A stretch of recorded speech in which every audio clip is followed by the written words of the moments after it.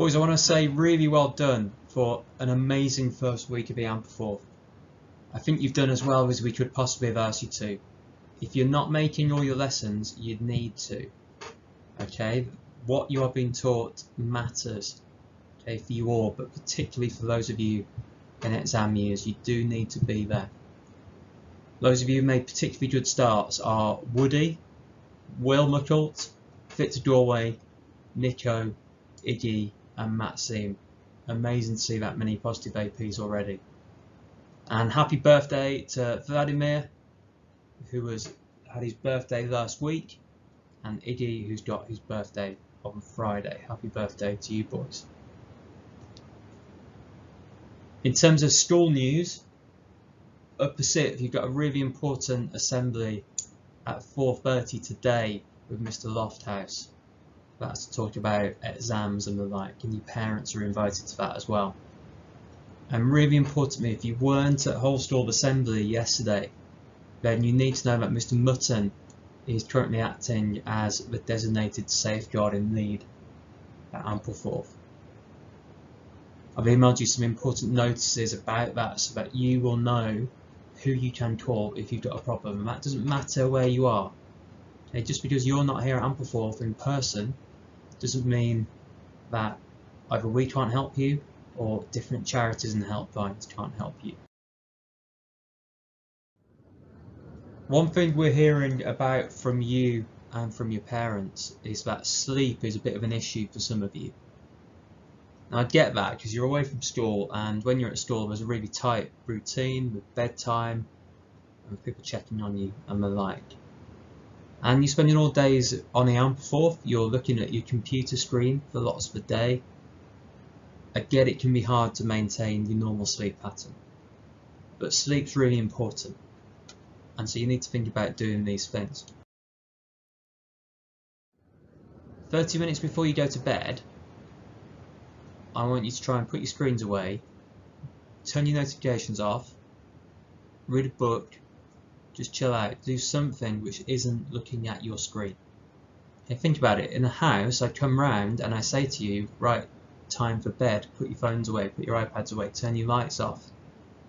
You need to think about that and have the self-discipline to work with that. When you get up, make your bed. It's a very famous speech that's given by a guy in the Navy, in the US Navy, and he says, if you achieve only one thing in your day, let it be making your bed. Because it means when you get into bed, that bed is relaxing and comfortable. That's important for your mental state as well. Your bed should be a safe place. Don't forget to exercise. If you exercise in the late afternoon or early evening, that's going to release endorphins. Your stress is going to be lowered. Your anxiety is going to be lowered. You're going to be more tired when it's time for you to go to bed. Don't forget that one of the things you will actually be missing, possibly more than anything else, is the constant laughter and joking around which comes from being in a boarding house. You need to laugh, you need to make time to speak to your friends, to speak to your family, to watch a comedy show, to listen to a funny podcast, whatever it is. Take your mind off your anxieties. It's going to help you, it's going to release those endorphins too. One thing a lot of people do, I have one, a to-do list. Some people call it a worry list. But if you can put down on paper what you need to do, you're not going to be lying awake thinking about it, because you will have started the process of thinking, well, I'm going to tackle it in this particular way.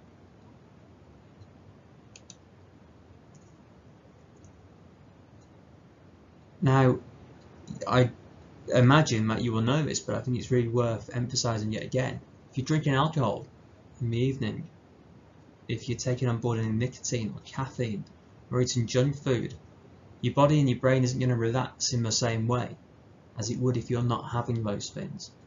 Because your cravings are going to impact upon how you can switch off when it comes round to the time to go to bed, and when it comes round to that time to go to sleep. You need to help yourselves.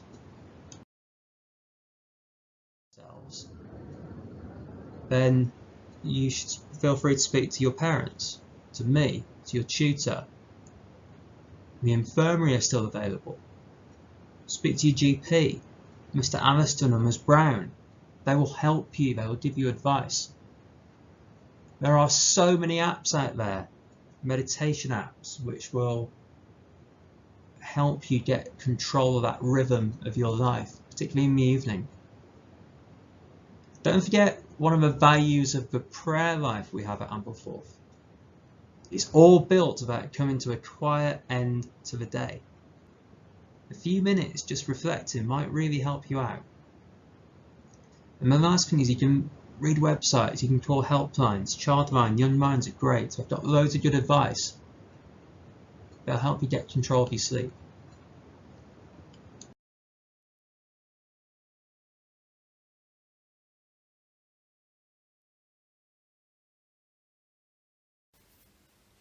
Later today, Joe Biden will be inaugurated as the 46th President of the United States of America. Much has been written over the past few months of the US election, and I want to link the focus and the coverage of that election and what followed to some of our core values here at Ampleforth. You know already, of course, that our Benedictine core values are attentiveness, hospitality, respect, integrity, stewardship, and equilibrium.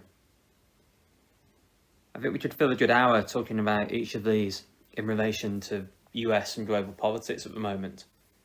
So I want to focus on Joe Biden and integrity and stewardship.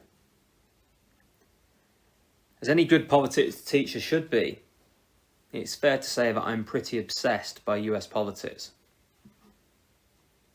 I listen to a number of podcasts each week which focus on the American political discussion. I follow all the major politicians and commentators on Twitter, some of the news websites on my homepages. Much has been written about the character of the outgoing president, but today I would rather look forward at the next 4 years and remind you that in Joe Biden, the US is about to have just its second ever Roman Catholic president. Now, why on earth is that important? Well, in America, religion is deeply politicised in a way that as a European, for example, it's difficult to comprehend. But I think it also speaks to something of the appeal of Joe Biden in winning the most votes ever by a presidential candidate. That so much of his rhetoric and appeals to calm and peace and unity are unashamedly and undoubtedly influenced by Catholic social teaching. They also reflect those two Benedictine core values that I wanted to focus on: integrity and stewardship. Unless you've been living under a rock in the past couple of weeks, you all know that there's been enormous political tension in the US. Conspiracy theories seem to have taken hold amongst some of the population, and dangerous ideas such as QAnon are rife, even in some elected politicians. I think we do need to challenge these for what they are. They're dangerous and corrupting elements of radical thought, and they have their roots in exploiting vulnerability and fear. I've got some hope that Joe Biden understands what he's stepping into, and I think that he understands that partly because he is a devout Roman Catholic. In his victory speech in November, Biden said, "I pledge to be a president who seeks not to divide, but to unify, who doesn't see red states and blue states, only sees the United States. All of those of you who voted for President Trump, I understand the disappointment tonight, but now let's give each other a chance. We need to stop treating our opponents as enemies," Biden told the crowd. "They're not our enemies," he said. "They're Americans.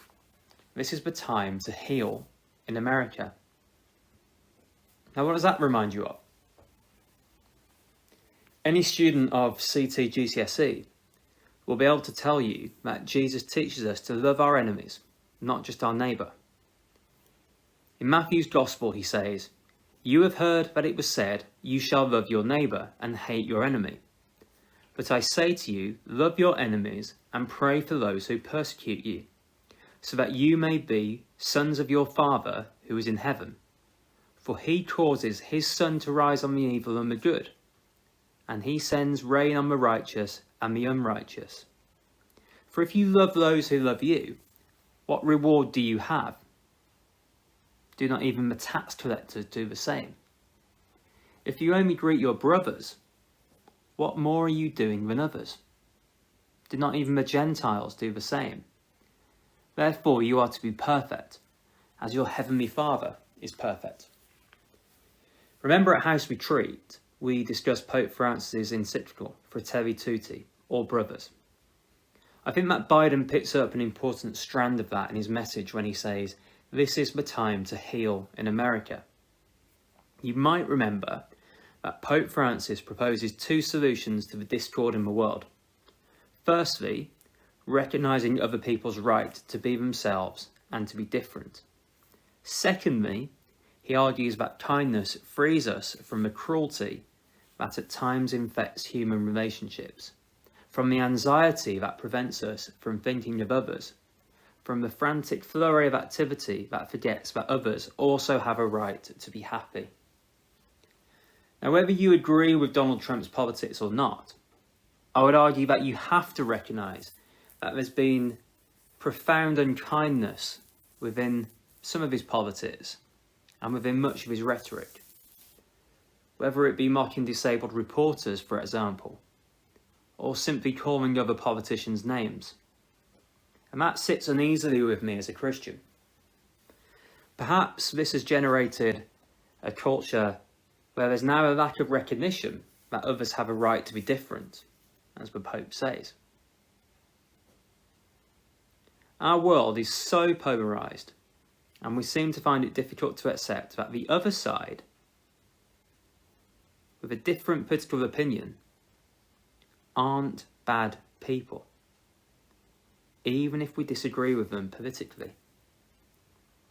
So when Joe Biden talks about a time to heal, it is this I think about. We all have a right to our own political perspective, and in a democracy, we all have a right to take part in that democratic process.